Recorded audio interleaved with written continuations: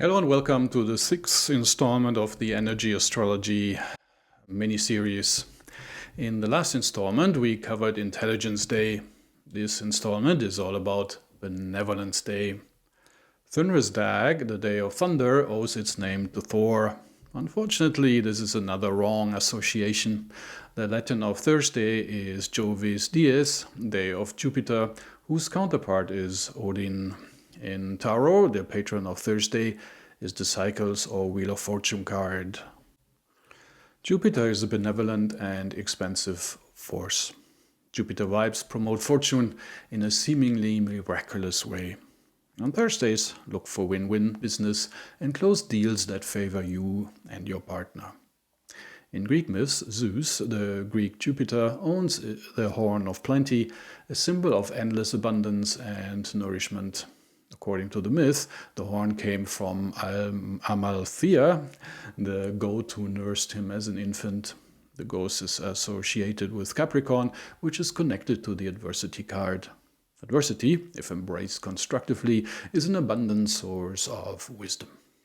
Think of Jupiter as an energetic or vibratory fertilizer that promotes and expands in a benevolent way.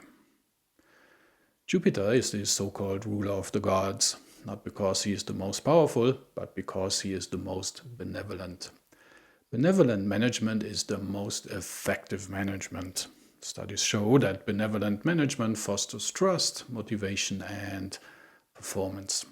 Studies in organizational psychology show that leaders who combine management with empathy increase employee engagement by up to 30%.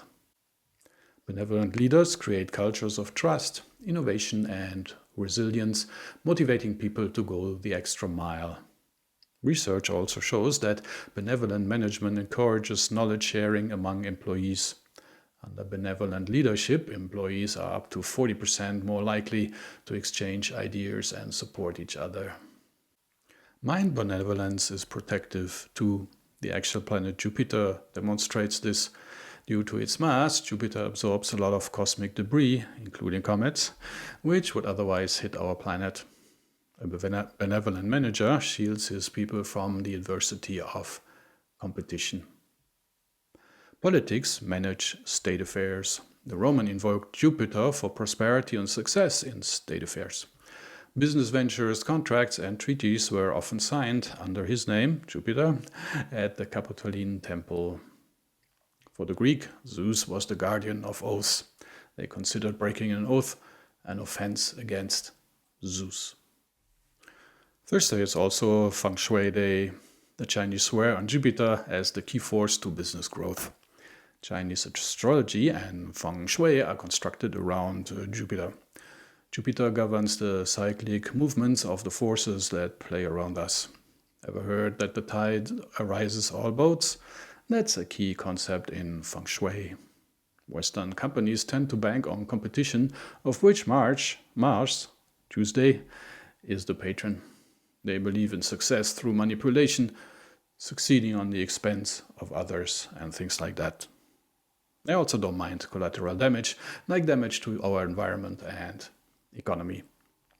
Jupiter was believed to bring victory through wisdom, diplomacy, and benevolence. Roman generals often offered sacrifices to Jupiter before entering negotiations. A good example of a jovial company is Apple. Apple creates increasing value for their products that people are happy to buy. We get different vibes when we buy petrol at a petrol station, don't we? Western companies need Jupiter. A lot of Jupiter.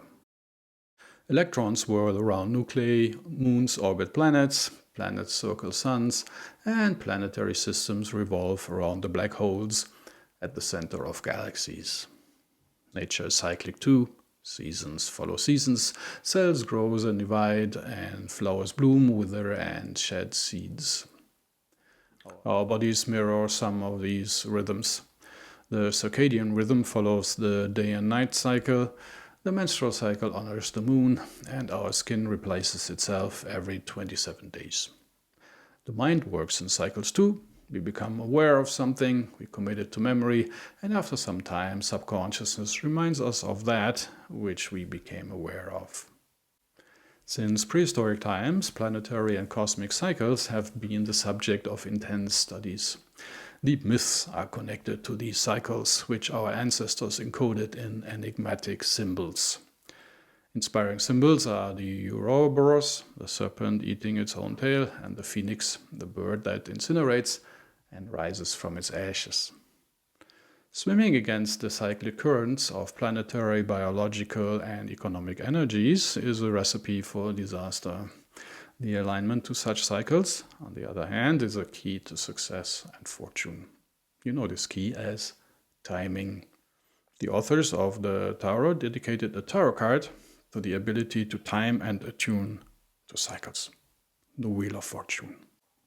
The central symbol of this card is a wheel, which symbolizes the cyclic movements of energy we can observe everywhere. Mine Fortune is a wild card. For those who are after wealth, fortune means money. For scientists, fortune is knowledge. For spiritual people, fortune means expansion of consciousness. If we seek health, we should follow the cycles of nature, which includes our bodily cycles. If we want economic success, we should honor economic cycles. If we seek wisdom and understanding, we should work with the cyclicality of the mind. The wheel in the picture has two parts, involution and evolution. The left half of the wheel stands for involution. The yellow serpent represents the force that evolves us in experiences. The right side of the wheel signifies evolution. The red hammer nubis symbolizes the force that allows us to evolve the respective experience. Thursday is also Hospitality Day. The Greek considered Zeus the patron of hospitality and protector of guests. Anyone who welcomed strangers with open arms did so with Zeus's blessing. Zeus and Hermes, Mercury, once disguised themselves as poor travelers and asked shelter from various people. Only the humble couple Baucis and Philemon welcomed them. As a reward, Zeus turned their cottage into a temple and granted them the wish to die together. Also, Odin liked to disguise himself as a wandering old man, hooded and humble. He tested the hospitality and kindness of mortals and rewarded those who welcomed strangers and punished those who closed their doors. Humbleness is a prerequisite for inviting the power of benevolence. Let me tell you a little story found in many folklores. One morning, Fortune walked through a quiet town, knocking on every door. At the mansion on the hill, a rich merchant looked through his window and said, "I'm busy, come back later." And Fortune moved on. At the scholar's house, the learned man opened the door and said, "I'm studying and can't be bothered." And Fortune moved on. The mayor refused Fortune as well. "Leave your card with my servant," he said. And Fortune moved on. At last, Fortune arrived at a small, rundown cottage at the edge of town. A poor couple was having breakfast. They opened the door and invited Fortune for a cup of tea and a piece of bread. And Fortune stepped inside. Humbleness is also a prerequisite for sacrifices, which replace the lesser for the greater. This reminds us of Odin's self-sacrifice.